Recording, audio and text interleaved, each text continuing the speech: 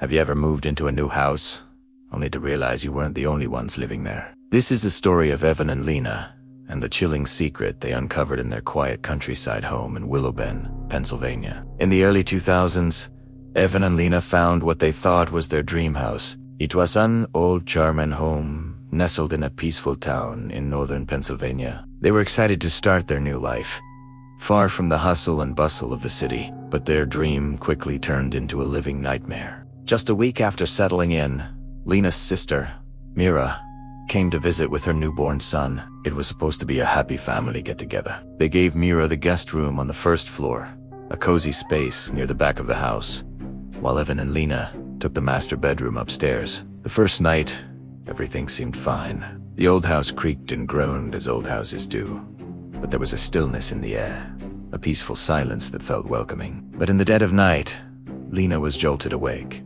It wasn't a loud noise, but a faint, persistent sound coming from downstairs. It was Mira's voice. Lena strained to listen.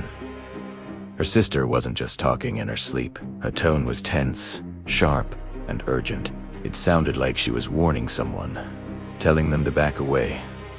Lena's heart started to pound. Was there an intruder in the house? She quietly got out of bed, her mind racing through worst-case scenarios. She crept to the top of the stairs, listening intently, but the talking had stopped.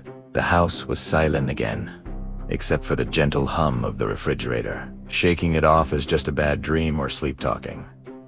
Lena went back to bed, though sleep didn't come easily. The next morning, the sun streamed through the windows, chasing away the shadows of the night. Over breakfast, Lena tried to sound casual. "Hey Mira, were you okay last night? I thought I heard you talking to someone."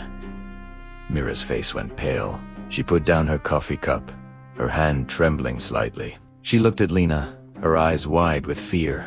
"You heard that?" she whispered. "I wasn't sure if I was dreaming. I woke up in the middle of the night, and there was someone in the room with me." Lena leaned forward. "What do you mean?" Mira's voice dropped even lower. "I saw an old woman. She was standing right over the baby's crib, just standing there, leaning in as if she was checking on him. Her face was all shadows. I couldn't make out her features, but she was definitely there." A cold chill ran down Lena's spine. "What did you do?" "I was terrified," Mira said, "but my first instinct was to protect the baby. I told her to get away from him. I said, 'Leave him alone. Get out.' And then she just faded. She didn't walk away. She just dissolved back into the darkness of the room. I stayed up the rest of the night, watching the crib." Lena and Evan tried to rationalize it. Maybe it was a vivid nightmare, brought on by the stress of being a new mother in an unfamiliar house. They didn't want to believe their new home could be haunted. They reassured Mira, and themselves, that there had to be a logical explanation. But after Mira and her son left a few days later, the strange occurrences didn't stop. In fact, they got worse. It started with small things you could almost dismiss. A lamp in the living room would be on a different table than where they left it. Kitchen drawers they knew they had closed would be found slightly ajar. At first, they blamed each other. "Did you move this?" Evan would ask. "I thought you left this open," Lena would say. But soon, it became clear that neither of them was responsible. Then came the footsteps. Late at night, when the house was supposed to be still, they would hear the distinct sound of someone walking around downstairs. A slow, heavy tread that would echo through the floorboards. Evan, being the brave one, would go down to investigate every single time. Armed with a flashlight, he never found anyone. The doors were locked. The windows were secure. The house was empty. But the feeling of being watched, of sharing their space with an unseen presence, grew stronger with each passing day. They tried to ignore it, to live with Italiana. They loved the house, the town, the life they were building. Maybe, they thought, it was a harmless spirit, a residual energy left behind. As long as it wasn't hurting anyone, perhaps they could coexist. That hope was shattered on a warm summer afternoon. Lena was outside, enjoying the sunshine and tending to her garden. The windows were open, letting a gentle breeze flow through the house. Suddenly, the piercing shriek of a smoke alarm ripped through the quiet afternoon. It was coming from inside. Lena's heart leaped into her throat. Fire.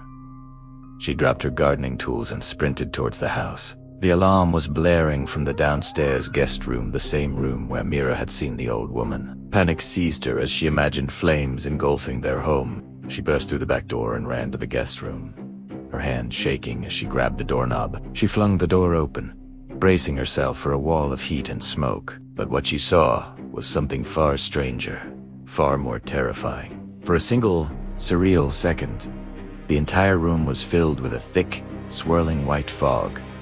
It wasn't smoke, it had no smell, no heat. It was a dense, ethereal mist that churned in the air, obscuring everything from view. It was like stepping into another world. And then, just as quickly as it had appeared, it was gone. The fog vanished into thin air. The smoke alarm abruptly cut off, plunging the room back into an eerie silence. Lena stood frozen in the doorway, staring into the perfectly normal, empty room. The air was clear. There was no sign of a fire, no scorch marks, no lingering smell of smoke. There was nothing. It was as if the entire event had been a hallucination, but the adrenaline pumping through her veins and the thunderous beat of her heart told her it was real. That was the final straw. This was no harmless spirit. Something was terribly wrong with this house. Shaken to her core, Lena knew they needed answers. She walked over to her neighbor's house, an elderly man who had lived in Willow Bend his entire life. She recounted the strange events, her voice trembling, culminating in the terrifying incident with the fog-filled room. The neighbor listened patiently, his expression growing more and more grim. When Lena finished, he sighed heavily. "I was afraid of this," he said quietly. "I'm so sorry. I should have told you about the house's history when you moved in." He then revealed the awful truth that confirmed their worst fears. The previous owner of their home had been a 91-year-old woman. She had lived alone for decades. About a year before Evan and Lena bought the house, a tragic accident had occurred. A fire had broken out in the middle of the night, and the elderly woman had died in that fire. Inside the very same downstairs guest room, the pieces of the puzzle clicked into place with horrifying clarity. The old woman Mira had seen leaning over the crib, the footsteps,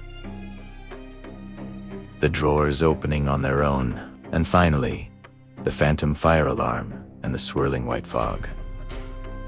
It was her, the spirit of the former owner, forever tied to the room where she lost her life.